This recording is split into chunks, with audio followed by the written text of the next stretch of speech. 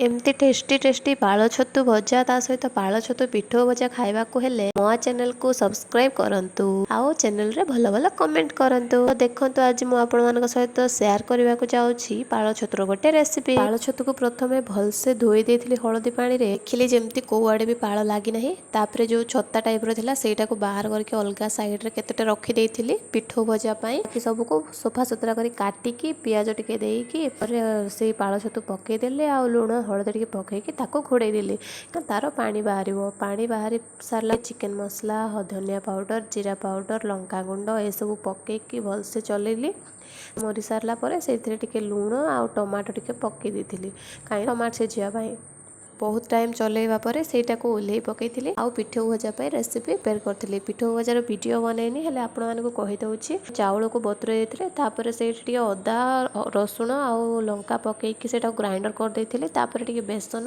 गुंड लंका गुंड लुण chicken मसला अल्प सब पकईकी सेटा गोले सारिया पर तावा गरम हवा पर सेटा को पिठो भजा पर पकई देथिले। आपण माने भी एही परि रेसिपी घरे थरे ट्राए करंतु। आमे सागो सहित भी टिके खाई देथिलु। आ आपण मानकु वीडियो भल लागले लाइक शेयर कमेंट सब्सक्राइब निश्चिंत करंतु। रहिले नमस्कार।